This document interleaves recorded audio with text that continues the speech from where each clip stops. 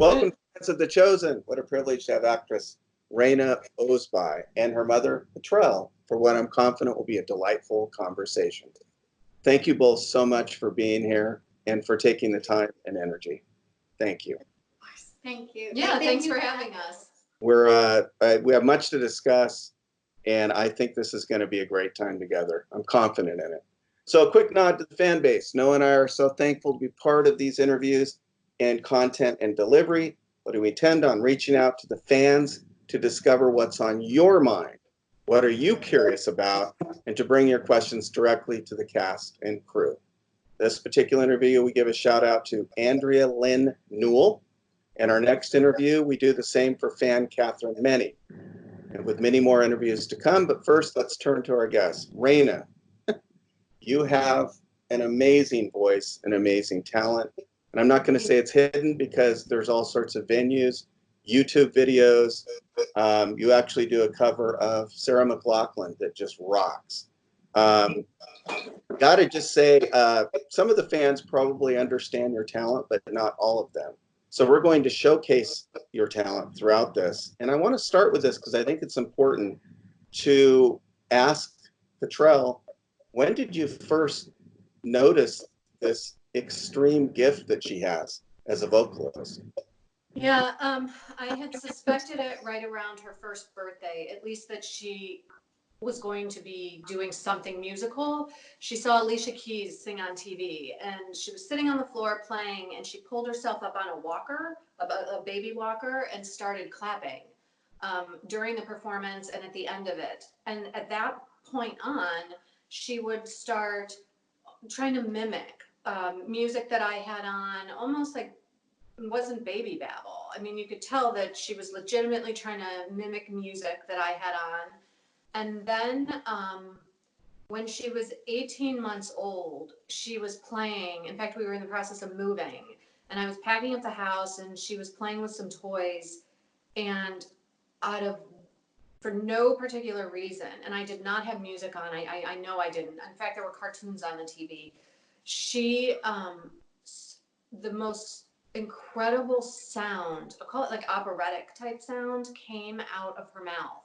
And I completely stopped what I was doing and just got chills and thought, what did I just witness? Because it wasn't a song, like it didn't sound like anything I had heard. It wasn't a song. It was just the most melodious sound. It's very hard to describe. And I knew I had witnessed something extraordinary, but I wasn't quite sure what, and it took me a little while to connect the dots, to realize that yes, this child's been blessed with a massive gift of voice, and then over time it started to continue to reveal itself. She would sing, and she would and it would sound nothing like a 3-year-old, as she grew, a 2, 3, 4-year-old is supposed to sound. But when you were 3, you were singing what? Rolling in the Deep? Yes, my cousin, he used to play Rolling in the Deep on his electric guitar, and I used to sing along to it. Nice. I don't remember much, but I do remember that. That was the earliest singing memory I have. So, Reina, what kind of vocal training do you have? Are you classically trained?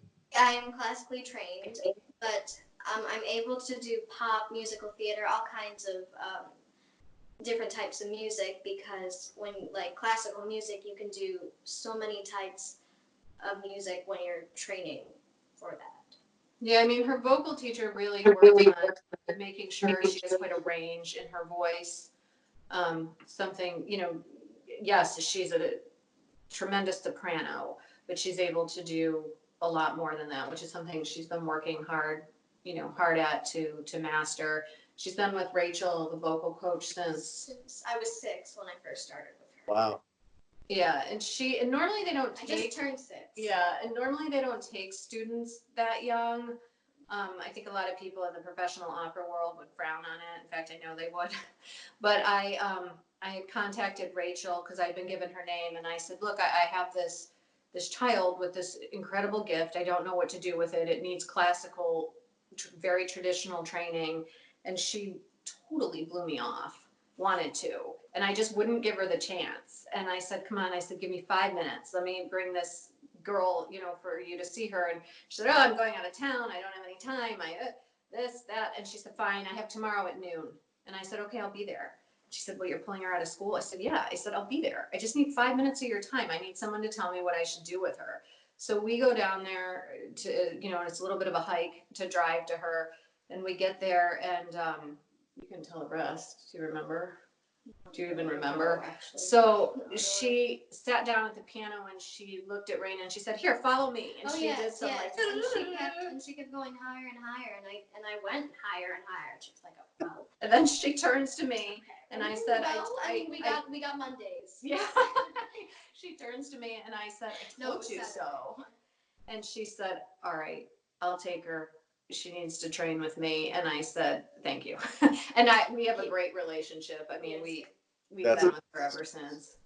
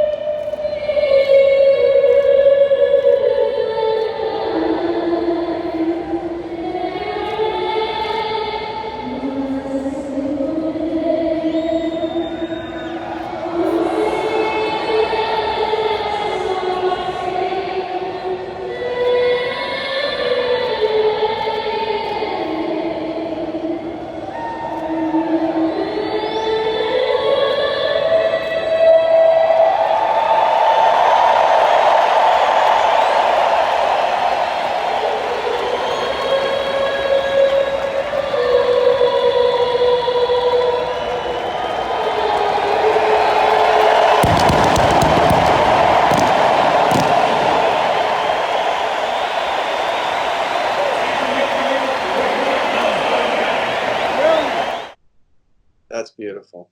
Thank you. That's beautiful. So look, Reina, I'm going to ask you a favor.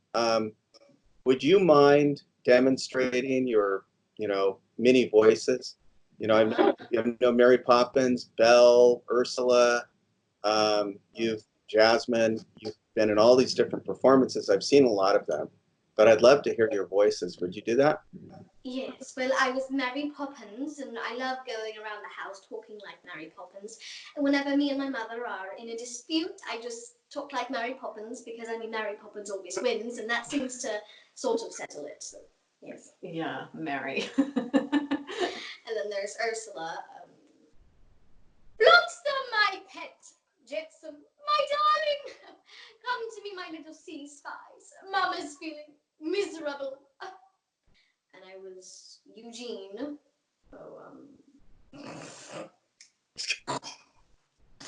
Mr. Darren, can you sit at my lunch table?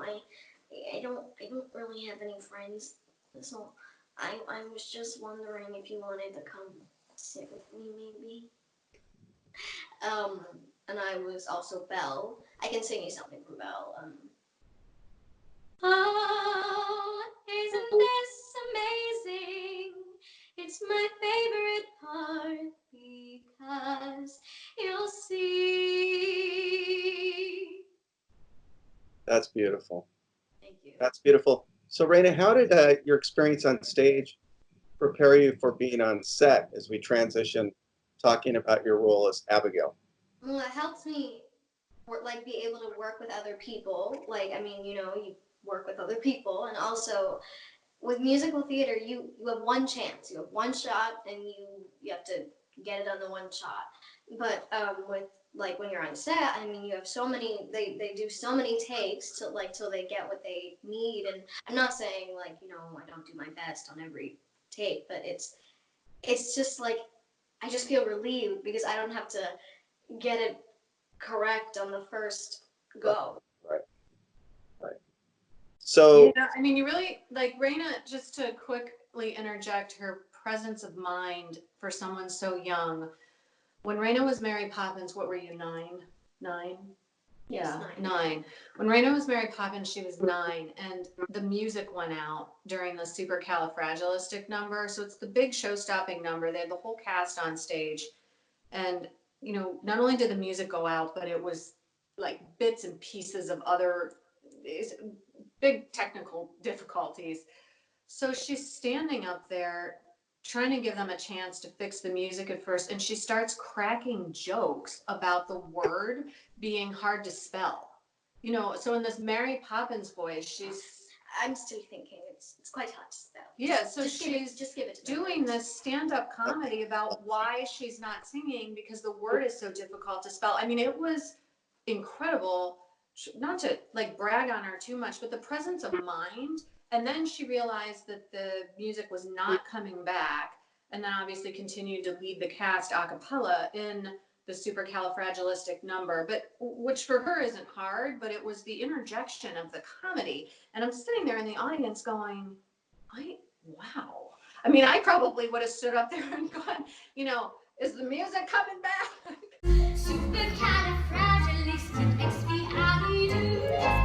that's a whole different level of performing right there.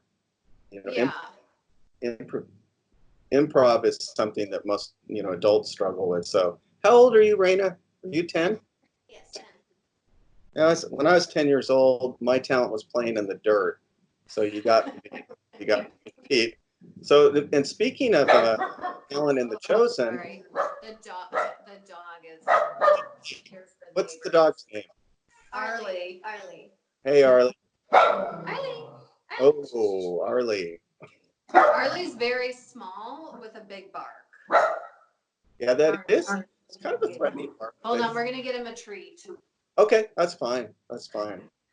So let's transition to The Chosen. Now, Rain, I have to say that one of my favorite scenes in first season, because it's so endearing, is when you meet Jesus and you grill him while you're eating and just casually make him laugh and make him so in tune and so joyful to have a child before him. And of course, let the children come to Jesus is kind of the motif in that scene. What is that wood for? I'm building something. Are you a carpenter? Sometimes, but I'm a craftsman. I build all kinds of things. So why don't you live in the house? I travel a lot. How do you make money? Happy. Just asking him how he makes money. I know, you shouldn't. It's okay. I don't make money when I travel. So for now, I build things and trade them for my food and clothing. What is that? Ah, this is going to be a lock and key. Okay, time to go home. Bye. How did that scene work with Jonathan Rumi, who plays Jesus? What's your memory of that? It was a really special day because Abigail meets Jesus. I mean, wow. Also, I felt really special doing that, and it was fun. Everyone was so nice. Like the Dallas director was so nice, and everyone was so nice. And you may think that I was coached to say that, which I kind of was, but not really. But I really no, I do. I mean everything I say. Everyone was so nice. Jonathan was like especially nice. Everyone was so nice. Yeah, Jonathan, Raina and I laughed. We can talk about like how she got the part and the timeline for that eventually, but we didn't really have. We got from when we found out when we got the part to when she had to be on set. It was a very short amount of time. It was a Wednesday, and we were supposed to be there Saturday. Yeah, we ended up coming Sunday night. But anyway, normally I think I would have looked everybody up a little more and briefed her on like who had done what or who these people were and this and that. But because there just wasn't much time between the phone call of hi, you got the part and you have to report to set. For me as a mom, my husband was out of town. I was trying to figure out what I was going to do with my son logistically. Yeah, like, well, one of my friends was going to be coming into town. I had to tell her to not show or to change her flight. So anyway, long story short, I was far more concerned with the logistics than looking up who's Dallas Jenkins, who's Jonathan Rumi, who's who. So when we got there, we just didn't even know what to expect. Right. So because it was my first like real thing, like acting on camera. Yeah, we laughed. Everybody said to her, like, so what other stuff can we see you in? Yeah, what project are you coming off of? We said, well, she's been doing some singing. Yeah, I do musical theater, luckily. No, but to finish the conversation about Jonathan, he was very generous with his time towards her. And, because you've got somebody that's been around the block. I mean, he's been in the business in one way or another for a long time. And here's this kid, and he never made her or any of the kids feel any less important than anybody on set. He was patient. He's got a tremendous weight on his shoulders, as we all know, to play this character properly. But he's also just a wizard at dialect. And so she would go to him, I think it was the word okay, or what was one of the words. She wasn't sure exactly how to say it. And I think he was looking at his script and she interrupted him, to help her with a word, and he didn't blink. I mean, he very willingly, kindly helped her. And what we always say about the entire production and our entire time on set, and I know that anyone you talk to that's part of the cast or crew will say this, but it cannot be said enough. It's a very special vibe on that set. And I said to Reina when we were done with, we'll call it round one, that we were very spoiled. I said, your acting career, this isn't always going to be like this. It's not going to be where everybody on set's getting along, where everybody really cares, But it was, everyone was caring, everyone got along, and it was really special. And we felt really blessed to be a part of such a great project. Yeah, I just said, we got spoiled. This was your first big project, and just heads up, because they're not all gonna go like this. Not like I hang out on movie sets, but I've been a part of enough large life projects to know that that's not how things go. But it's a testament to the atmosphere that Dallas creates, that Justin creates, that Adam creates. I mean, they all work together to create this incredible atmosphere, I think, to allow people to do the incredible work that they're doing. Well, and it really translates in the performances too.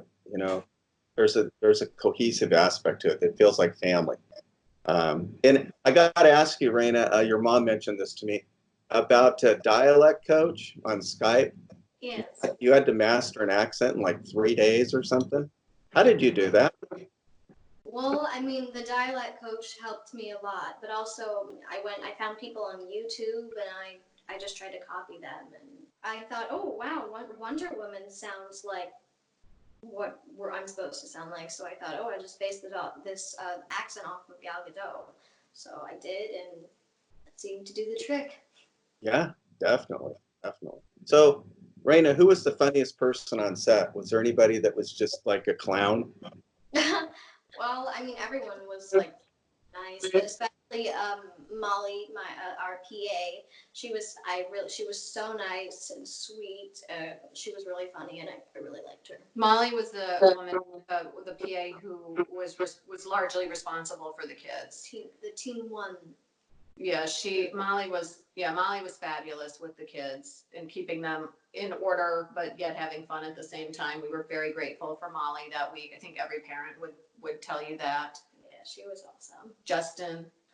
Yeah, Justin's hilarious.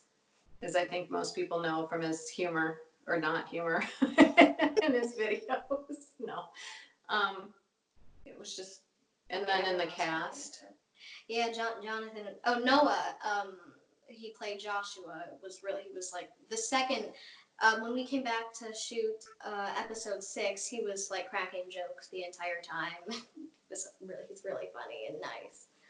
Yeah, he made the time on the roof pretty bearable. Yeah. It was a long day up on the roof. But it was fun. I just wanted to hear the teacher teach. Up here. It's okay. Come up. How did you get up there? We climb the ladder. It's easy.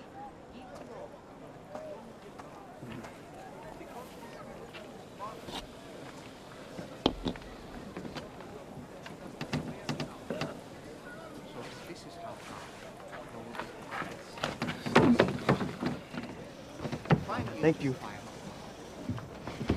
Where are your parents? Ah, I see, okay. Okay, well, the man speaking is called... Jesus of Nazareth. We know him.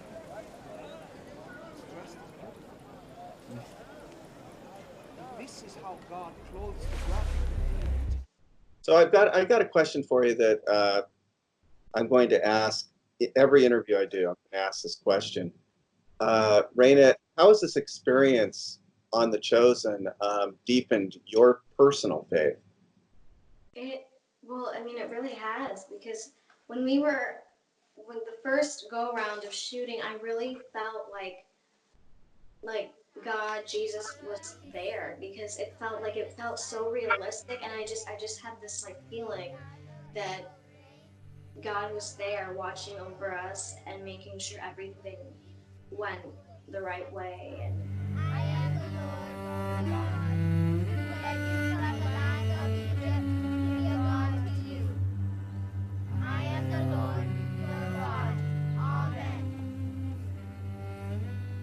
Beautiful. Very good.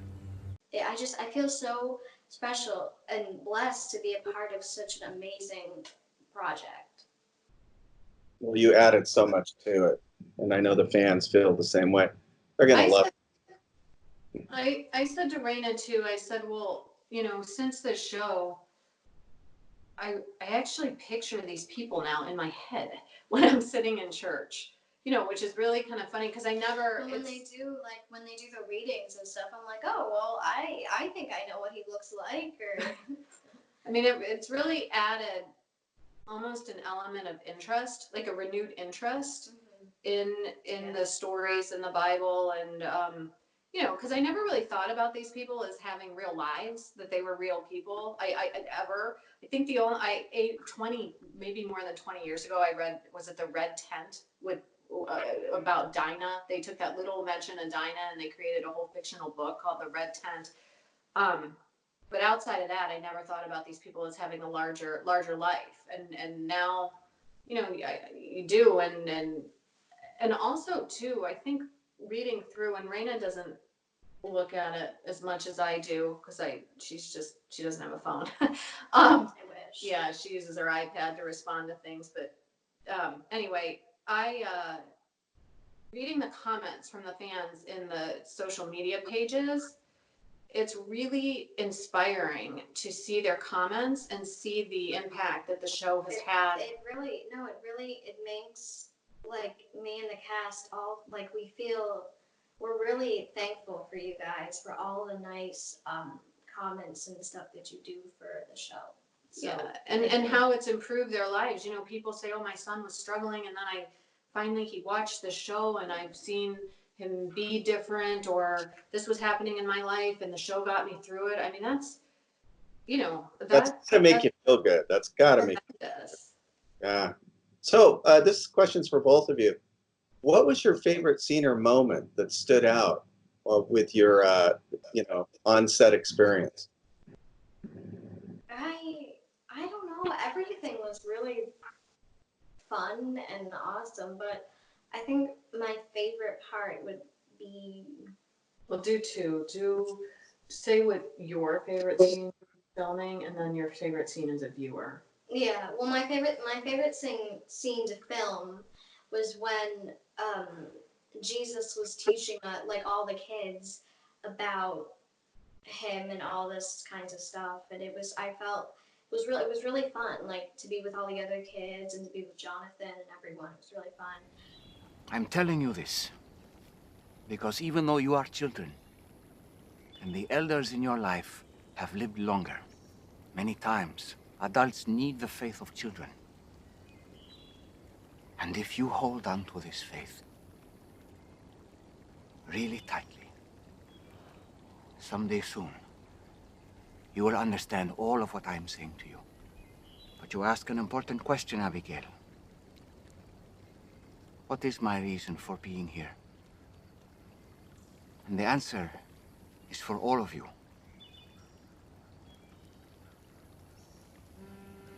The Spirit of the Lord is upon me. He has anointed me to proclaim good news to the poor. He has sent me to proclaim liberty to the captives and recovering of sight to the blind. To set at liberty those who are oppressed. And to proclaim the year of the Lord's favor. Isaiah. Isaiah, I have loved spending this time with you. You are all so very special. And I hope that my next students ask the same questions you do, and that they listen to my answers. But I suspect they do not have the understanding you do. And I hope that when the time comes, they will tell others about me, like you have.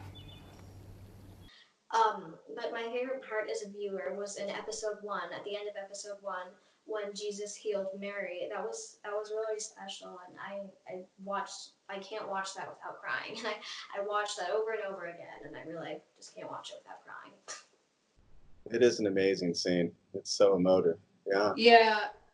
I mean, obviously that scene is very powerful. I don't think I've ever watched it also without crying.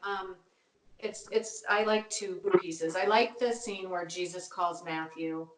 I like how he says, I'm glad we walked by your booth today. I'm glad we passed by your booth today, Matthew. As if it wasn't all, in the grand, bigger plan. It is, yeah. And obviously Paris, who plays Matthew, is just a phenomenal actor. And so when you watch his face change through his scenes, it's just, I love that scene. It's a great scene. And then I also like when Nicodemus and Jesus are on the roof, they have that dialogue exchange where Nicodemus says something about failing to heal Mary when he was in the Red Quarter. And then Jesus says, well, had you not failed, you wouldn't have been up here on this roof today. Thank you for agreeing to meet. Thank you for trying to help Mary when you did. It was no help. You were meant to be there. Me? So I could fail miserably at an exorcism in the Red Quarter? If you had not been there that day, would you be on this roof tonight?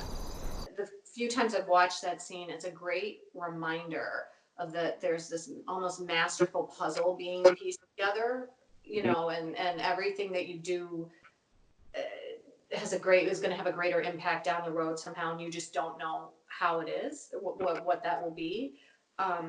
It's that piece of dialogue, like all the dialogue in this show, but it's very, very masterfully written. And every time I've seen that scene, it was almost like it just, wow, I was really tuned into it. Yeah, and again, these scenes are tapestries, and they make the gospel real. And I've heard the interviews we've done so far. That's one of the main things that's always emphasized is how relatable the characters are, and making Jesus real, and his concern and care for those around him real as well. And there's such power in that. It seems like it would be such a simple way of storytelling, but it really isn't. I mean, there's a complexity to it as well. I mean, look at a lot of my friends or family that have watched the show. Obviously, they're fans of the show, but they're really dialed into episode 3, of course, because that's the episode Reina's in, and everybody says that the dollhouse, when Abigail finds the dollhouse, is such a tearjerker for them. But the But when we filming were of that, filming, yeah, you want to talk? it was like practically hailing.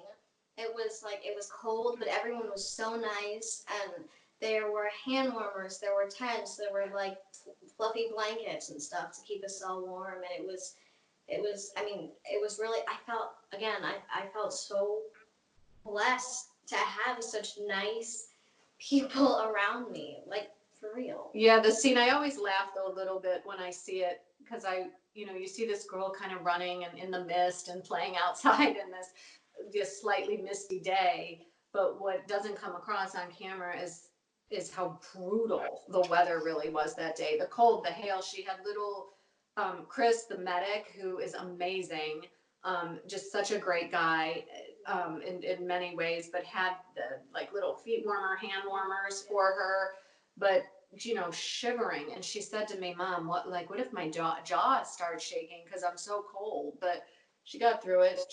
They took really good care Yeah, of us. she did it, and Dallas had to carry. It was so muddy, people were slipping. Right?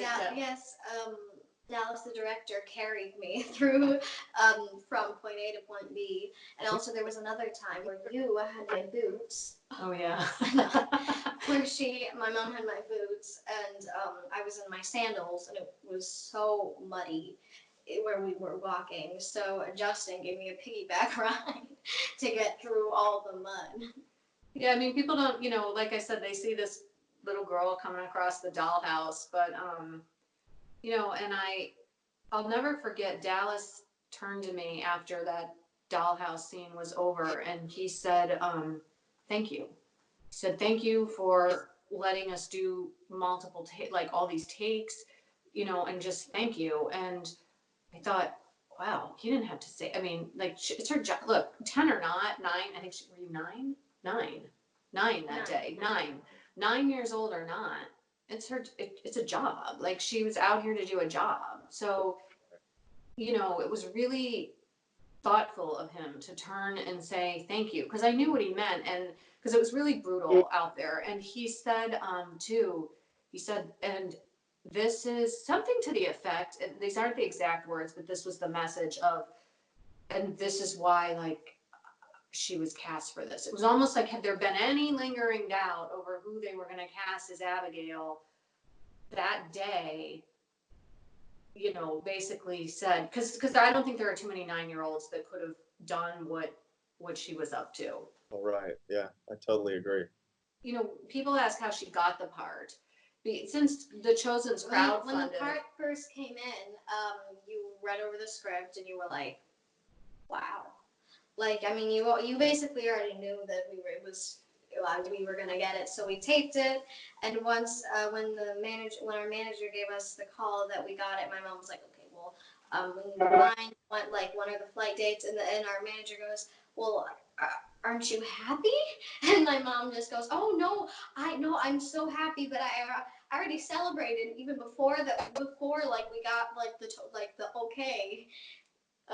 Yeah, because this kind of goes back to Reina's vocal gift. So as a parent, I'm always truthfully praying about making sure that I can guide this gift, guide her. Are we doing what's right for her? Big picture, this. I mean, I'm always thinking, oh, please, God, just, bring us the right things at the right time. I mean, really, I'm always praying for guidance with this. So when this part came in, I was like up early one day scrolling through my phone, and I saw the sides, and it said, need somebody who looks Middle Eastern, and then saw it was a show about God, and I forget what else in the side triggered me, but I started sobbing. I mean, truly sobbing. And then for a while, you kept seeing like the name Abigail. Yeah, and I never see the name Abigail, and it was just everywhere. And obviously, my mind was my eyes were probably then more. I was going to notice that name because we had seen it in the script, but I woke her up. I said, Reina, get up! Like this came in, and you're going to get this part. And I, Mom, we didn't have. yeah, and I said, no. I said, I don't care if they've got 10 people they'd rather have instead of you. All 10 of those people are going to get another project, not be able to do the dates, this, that, and the other. I said, this is it. This is you. This is meant for you. We'll see. And so I said, we got to take these sides and get this in. And then we waited a while, though. You kind of even thought. Yeah, and I thought, how could I have been so wrong? You know, I was starting to doubt myself. I thought, no, how? Like literally, you were like, Reina, I'm sorry, I worked you up about this part and stuff. And then an hour later, you got the call, and then, you know. Yeah, because I knew that they were going to start filming based on the dates of availability. When you turn the audition in, you see what dates the filming dates are going to be, and those dates were approaching. And I thought, wow, they probably picked that Abigail. And I thought, well, maybe that Abigail's gearing up to do a different project. They're going to go down the list of Abigails. The audition process to get us to The Chosen, basically Reina did her job. I popped up the blue screen, put up the light, she memorized the sides, and the light was falling over, the blue screen was popping, you know, in different directions. You're speaking my. Reina did her job, and then the rest of it is me. So I was the one focused. And like I said, when this part came in, I mean, sobbing that this part came. I knew it like I knew my name, that this was going to be her part. Just hysterical, ugly, crying, you know, thank you, God, you brought us this part that is perfect for her. And then she tapes, and then the rest of it's in my head.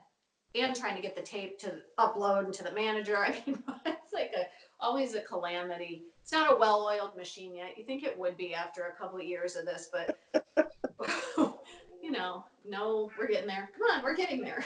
It was just really meant to be. But I've seen that with other actors from this project. Like if you watch, I think it's Liz Tabish said when she got the sides, she had a similar, you know, reaction to seeing the role. I feel like I had seen something with Paris feeling the same way connected to the material. It just seems to have a special, I don't know, an umbrella of something, of God's hand all over this project. Well said. Well said. So what an amazing project and experience. So what singing and acting projects are on the horizon for Reina? Well, nothing right now, but I sang the national anthem at a Dolphins game, and I also sang the national anthem at the Orange Bowl, and also at the American Airlines Arena. Wow. And we just Audition and cross our fingers and hope for the best. Hope for something good. So Petrell, this question's for you. Just how proud is her family of her? Oh, extremely. We are exceptionally proud, but really, first and foremost, proud of the person that she is. She's a very, very kind, considerate soul. Being Reina's mom, and I know her dad would say the same thing, and I've had to up my game to just be a better person. Reina's made me a better person. I think she makes a lot of the people around her better. Okay. No, but proud, super proud. And then obviously thrilled that she can use her gifts. And it's really special as a parent to see people's reactions to what she's done. And I also think that that's why there's such a guiding hand in the projects that she's gotten. You know, she had the national anthem commercial and The Chosen and sings the anthem, and, you know, the song that goes around about her singing the song Angel. When people message me, strangers message me or write comments about her talent, it's incredible. It's humbling. It's the best word to know that her talent has made a difference, a positive difference in somebody's life. So, you know, we can't not help but be proud. Well, that's the thing that I really notice with Reina is such humility for someone so young that has such talent. It is. It's inspiring. So, the last question is for Reina. What one thing would you like to say to the fans of The Chosen? I'd like to say thank you. Thank you guys for all of your support that you've given to this show. The cast and everyone, they feel so. We all feel so grateful for you guys for everything that you do for us, and it's really, like you said, it's really humbling, and I thank you. Well, I just have to say this has been a delight. It actually went past my expectations, and I had high expectations. So thank you so much for your time today, and only the best to you. I envision great things, and I'm sure your mom does as well. But I like the way you're looking at this, and like your mom said, the person you're becoming. That's more important than your talent. But your talent to be infused with that, you're going to go great places. I just know it. So thanks so much. This was a lot of fun. Thanks, Darren. Thank you very much. Thank you. It was a pleasure. It was a pleasure. And we're out.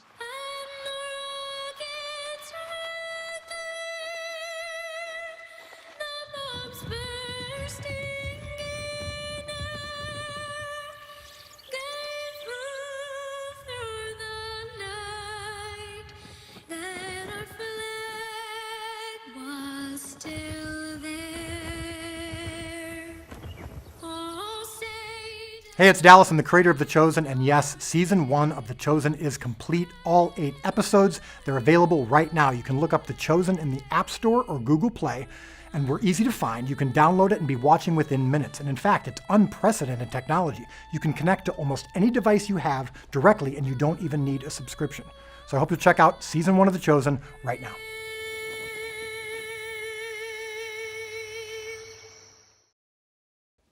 Hi, so I heard there was some debate over what Abigail was eating during the scene where she was asking Jesus a ton of questions.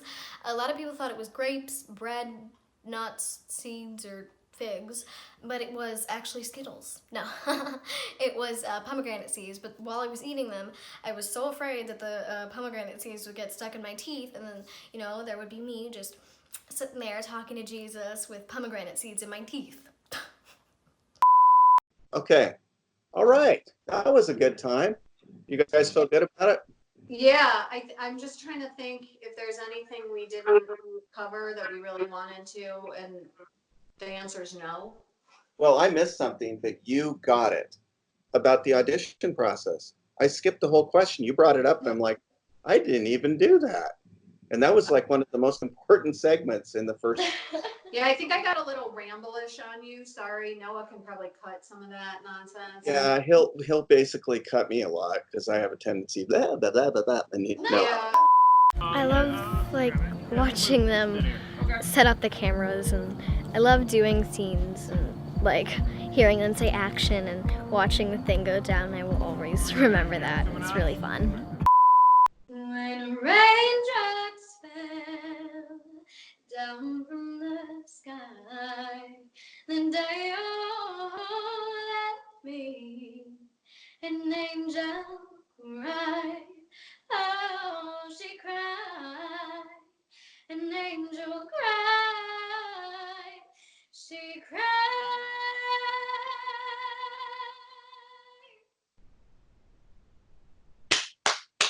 Bravo, bravo, Reina, That good? you killed. I didn't think it was that good. I thought it was okay. You didn't like it? I don't know. You tell me. Did you think it was usable? I thought it was good. I thought it was good. I thought it was really good. I clapped. Yeah, I know. I thought it was good too. She's her own toughest critic. Oh yeah, I get that. Our worst self-critic always comes from yourself. No, this was good. I hope that I think he's going to have more than enough. It's always better though to go more because he can trim. But I'd rather have a bunch of stuff because what he'll do is he's going to go in and do his magic, and I have no idea how to do that. I'm just a writer, so. Just a writer. There's no such thing as just a writer. By the way, a little self promo. Wednesday, our episode comes out on PureFlix The Encounter. Okay. Called Cross. Yeah, I've seen it. I've watched it about 40 times because I was supposed to help the director with edits. Jared Cohn directed. He did a really good job. I was really happy. I was really happy with it. So if you get a chance to look at it. Yeah, no, I will. I will. It's in my, and you don't have a singing lesson this week, so that'll make it easier. Oh, yeah. Good. Okay. So anyway, right. Seriously, I want to keep in touch with you too because it's been such fun. Oh, yeah. No, I feel like you're an old friend now. I don't really know where these interviews are fully going because I thought this, like I told you, I thought this was for a school project. Noah said, I thought he was trying to get a grade. And I said, he goes, can you be an interviewer and interview someone from The Chosen? I'm like, oh, that's kind of cool. I'll do that. I go, I don't do that, Noah. And he goes, oh, no, I think you could do it. I'm like, I'll try and do it for you. But I honestly thought he was just trying to get an A in a class. Now he's creating, media pages and stuff. And all the stuff that you see is Noah. Noah just gets a hold of me and says, can you do this? And I'll do it. Well, he's such a good kid. Good for him, and whatever these things can do too to help market. Movie making is just difficult. It's almost like the planets have to line up. That's why I think it's so great that Reina found this role, like you said, that was just tailor-made for her. Well, that's exactly. I mean, there have been auditions where she has just crushed it. There are some things where they have her audition for, and I'm thinking, this is a darn waste of my time, her time. This is all wrong for her. I mean, really. Okay, I got it. Oh, you weren't recording. Yeah. Yeah. When I started, I was. So I'm not quite sure. Okay. Anyway. Don't worry about it. Okay. We'll just get into it again. At least we didn't do the whole interview. Yeah. Oh that's all right. So goodness. over? That's a good warm up. So it's Ozbay. Ozbay. Ozbay. Ozbay. Yes, correct. Ozbay. Okay. Yep.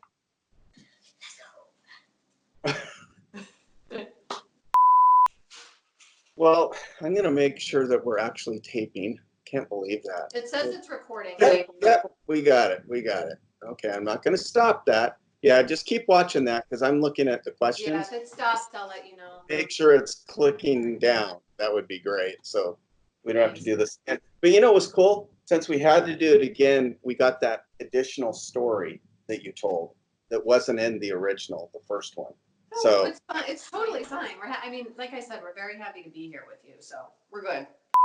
Yeah, but didn't you come up with somebody in your head to sound like Dad? Well, Dad and Gal and Oh, and Gal. Can we? Yeah, let's start over. that's fine. Remember when you were talking to the dialect coach and you said, "Oh, it sounds like Wonder Woman." Mm-hmm, right. Yeah. Yes. All right. So start that story over. Kind of. Yeah. No. I think it's Gal Gadot. Yeah. Good. No. Sorry. Gal Gadot. Gal Gadot. All right. But Wonder Woman. She came up. Go ahead. All Yeah. Sure. She's extraordinarily kind. Is the dog moving the camera? Let's start that over. The dog is moving the camera. Okay. Wait. Hold on. The dog's going to get in there somehow. He fell asleep and he kind of rolled off his bed here. I have a treat for you. Riley, come here. Yeah. Pick him up. Oh, stinky. Oh, she's waking him up. Oh, stinky boy. Buddy. Oh, I lost. I mean, you're frozen in time. Are we frozen? Are we unfrozen? No, it's still. Oh. Okay. There we go. Riley. Say hi. It might be recording it, and maybe just from my side. I think it's getting it. I don't know. Here, you can tell people that outside of, so you can tell them what you like to do outside of The Chosen. This is Arlie. He's the best dog anyone could ever ask for. And then That's a good-looking pooch. Yeah, he needs a little trim, but we love him. We're gonna keep him. Look at those eyes. Oh, a good-looking dog. Anyway, yes, thank you, Arlie, for being so quiet and such a good boy. All right, I think he's had enough. Okay, and with that, we'll say goodbye. Okay, thank you so much. Appreciate it. Bye, Darren. Take care of yourself. Great job, lots of fun. I'm humbled by all this. It was great to spend time with noble company. Thank you. Thank you. Bye. Bye-bye. Bye.